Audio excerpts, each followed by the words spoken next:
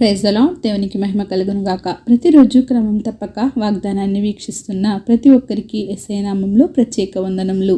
Subscribe చేసుకుని అనేక మందికి షేర్ చేసి దేవుని మాటల ద్వారా బలపరచండి. ఈ దినమునకై ఏర్పాటు చేయబడిన దేవుని వాగ్దానము మార్కు సువార్త 9వ అధ్యాయము 23వ వచనము. నమ్ముట నీ వలననైతే నమ్మువానికి సమస్తము సాధ్యమే. If thou canst believe, all things are possible to him that believeth. విశ్వాసం అంటే ఏమిటి? అసలు నమ్మకం అంటే ఏమిటి? దేవుని మీద నీకు నమ్మకం ఉన్నప్పుడే దేవుని మీద సంపూర్ణంగా నీవు ఆధారపడడమే. నీవెప్పుడైతే ఆధారపడతావో దానినే విశ్వాసము అంటారు.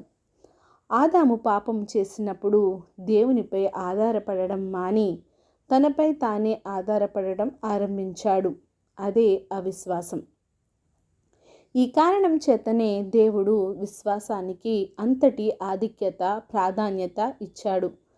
ఆదిలో మానవుడు దేవునిని నమ్మలేదు, ఆయన మాటను వినలేదు, దేవునిపై విశ్వాసాన్ని ఉంచలేదు.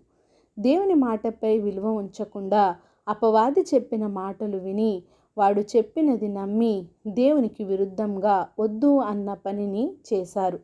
కనుకనే అపనమ్మకం, అవిశ్వాసం అనేవి మనిషిలో చోటు చేసుకున్నాయి. అందుచేతనే దేవుడు ఇంకా మన ఎడల కూడా ఎంతవరకు అపనమ్మకం చోటు చేసుకున్నది, ఎంతవరకు మనం దేవునిపై విశ్వాసం ఉంచుతున్నాము అని ఎప్పటికప్పుడు మనలను దేవుడు పరీక్షిస్తూ ఉన్నాడు. దేవునితో సంబంధాన్ని మనం పునఃస్థాపించుకోగల మార్గమే విశ్వాసం. అంటే అది ఒకసారి మనం పోగొట్టుకున్నాము, మళ్ళీ తిరిగి సంపాదించుకోవాలి అంటే మనం దేవుని ఎడల విశ్వాసంను ఉన్నట్టు రుజువుపరుచుకోవాలి. దేవునిపై ఆధారపడడం నేర్చుకోవాలి. చూపు, వినికిడి, రుచి, వాసన, స్పర్శ అనే పంచ జ్ఞానేంద్రియాలకు అతీతంగా విశ్వాసం మనల్ని కొనిపోతుంది.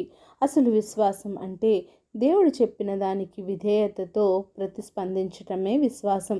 నిజమైన విశ్వాసం అంటే దేవుని వాక్యం వినడం, ఆయన స్వరాన్ని వినేవారిగా ఉండాలి. విని దానికి విధేయత చూపడం, దానికి కార్యరూపంలో దేవుని పట్ల జరిగించాలి. విశ్వాసం అనునది నిరీక్షింపబడు వాటి యొక్క నిజస్వరూపమును అదృశ్యమైనవి అయ్యున్నవనుటకు రుజువునై ఉన్నవి అని మనం గ్రహించాలి.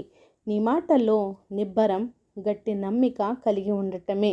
కనుక దేవుని యందు నీవు నమ్మికతో జీవించు. నిన్ను దేవుడే నడిపిస్తాడు. నీవు నమ్మిన ఎడల నీ జీవితంలో గొప్ప మహిమను చూచెదవు. ఆమేన్. చిన్ని ప్రార్థన. సకల ఆశీర్వాదాలకు కారణభూతుడైన మా ప్రియ పరలోకపు తండ్రి, మీరిచ్చిన వాగ్దానంకే వందనాలు దేవా. ఎవరైతే ఉదయకాల సమయంలోనైనా నీ వాగ్దానం కొరకు ఎదురు చూస్తున్నారో వారితో మీరు మాట్లాడిన విధానాన్ని బట్టి వందనాలయ్యా. అవును ప్రభువా, మేము నమ్మి మీ అందు నిరీక్షణ నుంచి విశ్వాసముతో జీవితంలో ముందుకు సాగిపోయే కృపను మా పైన ఉంచండి. ఎవరికైతే వారి మనసుల్లో అవిశ్వాసము, అపనమ్మకం చోటు చేసుకున్నదో నాయనా వాటిని విడిచిపెట్టి తండ్రి ప్రభువా సమస్త భారమును నీ పైన ఉంచి నాయనా తండ్రి మరి జీవించే కృపను ప్రతి ఒక్కరికి దయచేసి ప్రార్థన అవస్థ కోరిన ప్రతి ఒక్క బిడ్డని సమయంలో జ్ఞాపకం చేసుకొని వారి అవసరతలను, అక్కరతలను సమయానుకూలంగా తీర్చి సమస్త ఘనత, మహిమ, ప్రభావములు మీరే ఆరోపించుకుంటారని యేసుక్రీస్తు పరిశుద్ధ నామమున ప్రార్థించి అడిగి వేడుకొనుచున్నాను మా తండ్రి. Amen. God bless you all.